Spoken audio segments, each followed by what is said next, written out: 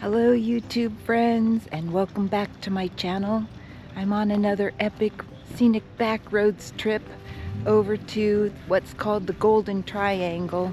It's Mount Dora, Eustis, and Tavares. Walking down over near a park and a lake.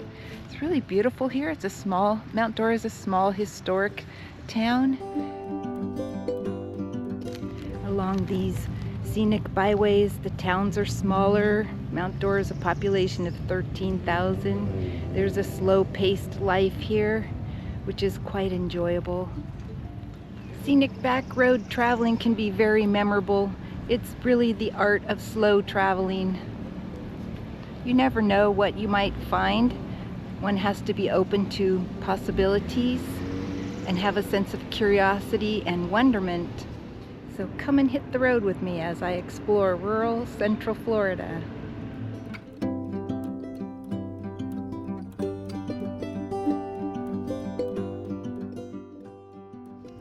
Here in Florida, some of these old back roads that we travel, the scenic byways, used to be old Indian wilderness trails.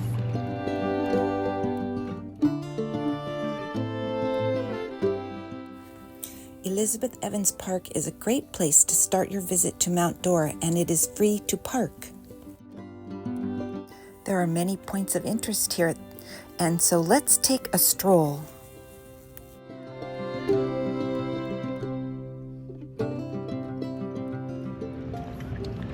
This path here, walking down to Lake Dora, is known as the Lighthouse Walk. We'll go down to the little area where the lighthouse stands and look out. You stay there.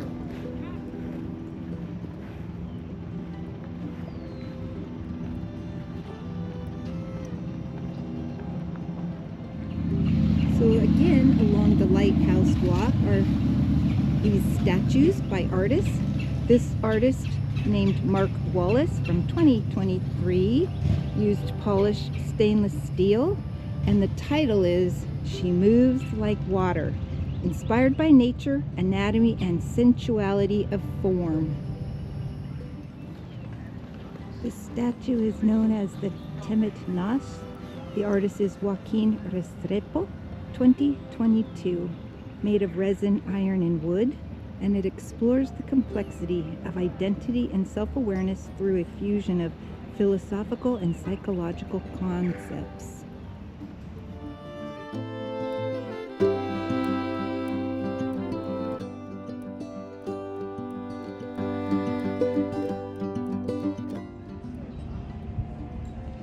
This is the lighthouse out at Lake Dora. This is the third lighthouse I've seen here in Florida. This is the Lawn Bowling Club of Mount Dora. It was opened in 1928 with 20 participants. Hi, how are you? I'm just a visitor. That's okay.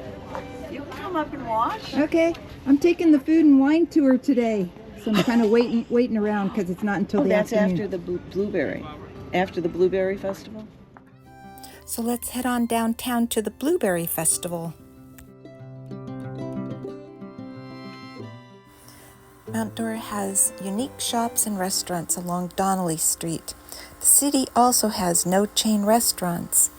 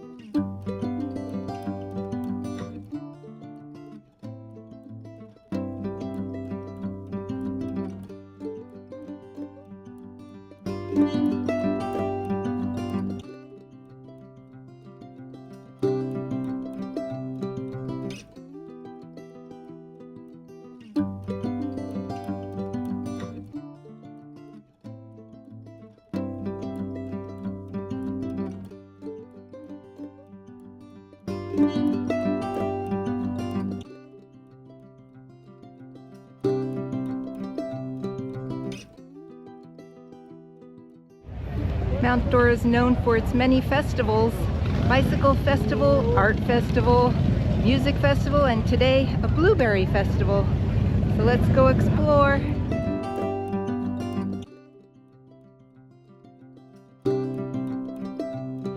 I'm searching everywhere for blueberries. I've seen blueberry pies and blueberry ice cream, but I haven't seen any fresh blueberries. So I'm in search of fresh blueberries.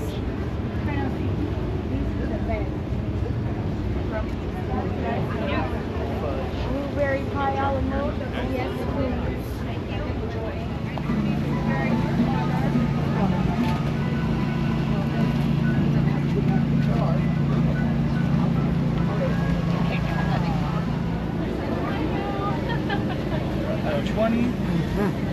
Blueberry waffles. You'll get $10 back. This is quite nice. So 4 blueberries and 6 peaches. Mimosas help you shop. Also at the festival, there's a petting zoo for children. Across the street from the festival is the Donally House, built in 1893. The Queen Anne style of architecture home is now known as the Mount Dora Lodge and is on the U.S. National Register of Historic Places. John Donally, who was one of the founders of Mount Dora and served as the first mayor of the city in 1910. Today, they are offering a pancake breakfast with blueberries.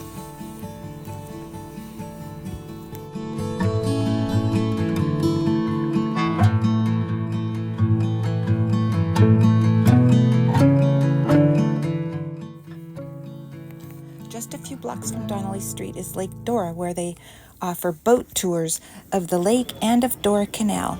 From as low as $25 for a 1-hour tour, you can view the beautiful picturesque Boathouse Row, Lighthouse Inn, Alligator Cove, and all the beautiful wildlife that abounds there. Traveling through the Dora Canal, one can see turtles, alligators, and the great birds of Florida.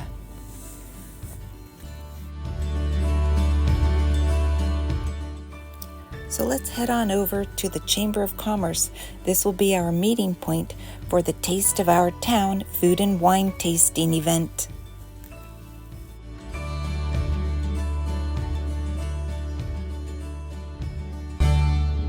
Here's the old southern charm of the Lakeside Inn.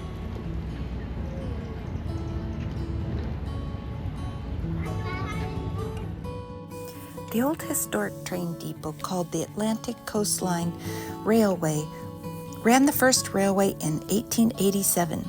There are several placards with historical information on them. The last passenger train ended in 2019. It now houses the Chamber of Commerce, and this is our meeting place for the Taste of Our Town food and wine tour. This tour was the main reason why I chose to start my road trip here in Mount Dora.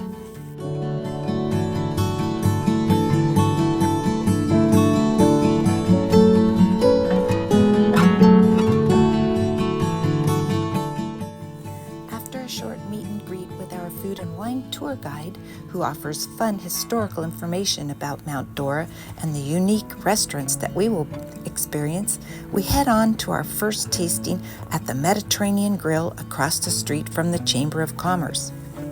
For 3 hours, we strolled the beautiful tree-lined streets, tasted a variety of local foods, desserts, wines, and libations from hand-selected menu items. We visited 3 restaurants, 2 gift shops, and a food court. All in all, it was a great tour, and I'm so glad I got to meet some special ladies who joined along on the tour.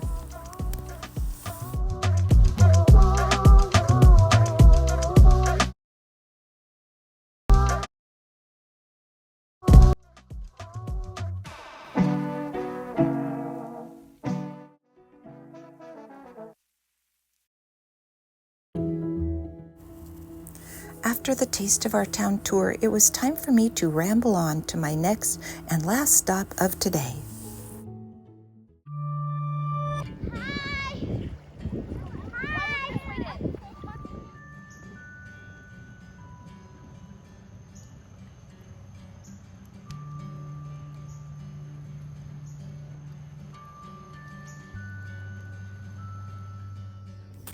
After a night of camping at Lake Dorr, I woke early to capture a truly beautiful sunrise.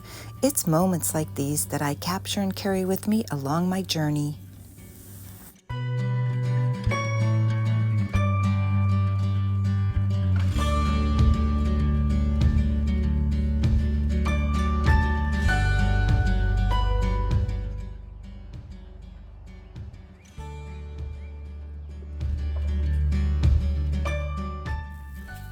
The train history in Florida dates back to 1834 when the Tallahassee-St. Mark's line first opened. The first train to operate was the Lake Wimico line that connected boom towns and mainly served the cotton industry. Originally, this train depot was built in 1915 and it was moved to this current site. In the 1980s, the Atlantic Coastline Depot was donated to the city of Umatilla for a new library. The short rail line from Tavares to Umatilla connected passengers and lasted until 1967.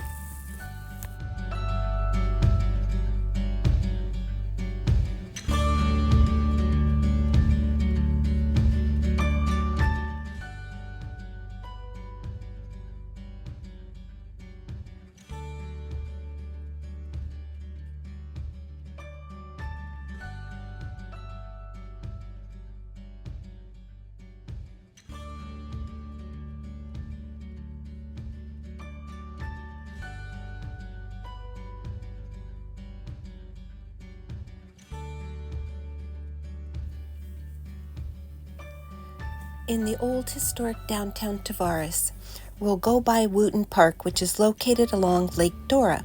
There's a beautiful park for children there and a splash pad as well.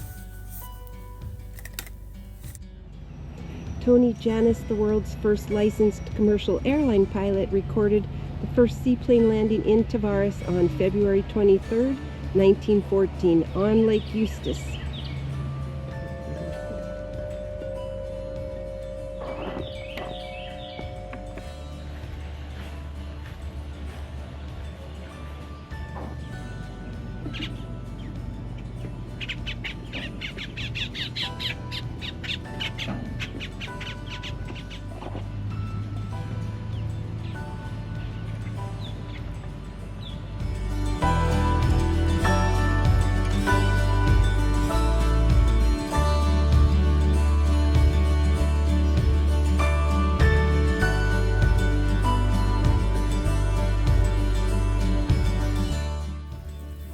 The old historic Tavares and Gulf Railway line, or what's known as the T&G, began service in 1887.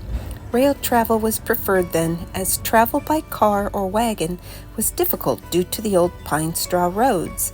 The rail line declined in the 1960s. It has been lovingly restored and now houses the Chamber of Commerce and a history museum.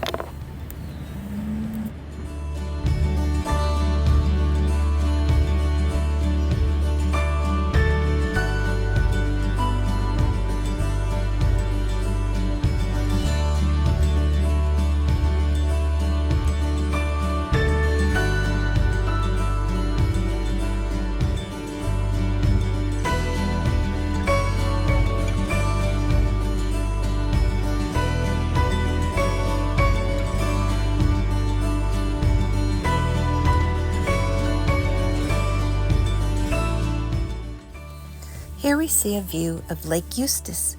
The current population is about 25,000 people. The small town of Eustis here in Lake County dates back to the 1870s. Eustis is named after Army Colonel Abraham Eustis, when homesteaders began to arrive in central Florida.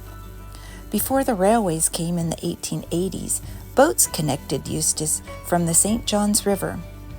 Agriculture was the main industry of Central Florida, and as I travel, I still see the fields along the byways, as well as cattle ranches and even a llama farm.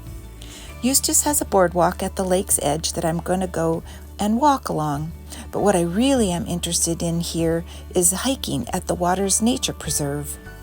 So let's go explore.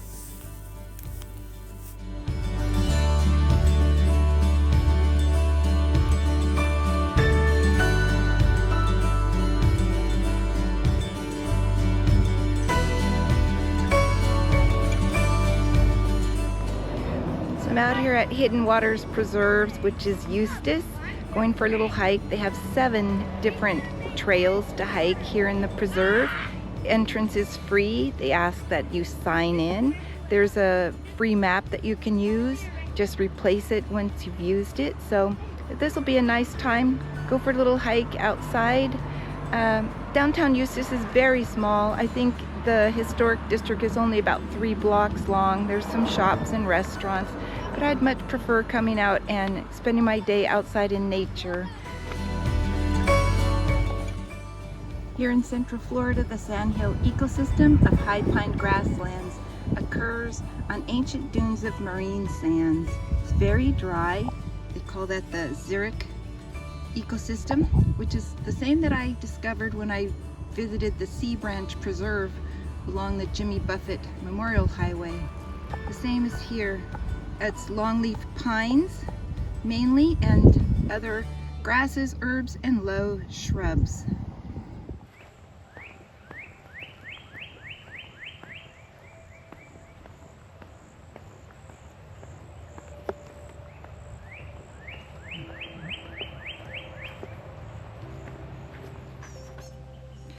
So, parked here, took the Gopher Tortoise Trail up to Prickly Pear. That's a short trail. Then we're going to go to the Ravine Trail and connect with that. That'll take us over to the Lake Alfred area. So they've got these little lookout points here that you can look out over onto the ravine. There's a little small stream down there and a lot of ferns. Let me see if I can show you.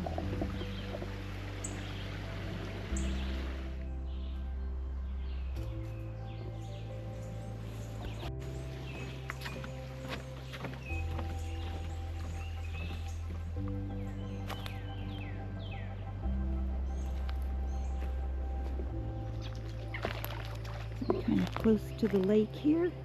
Lots of dragonflies.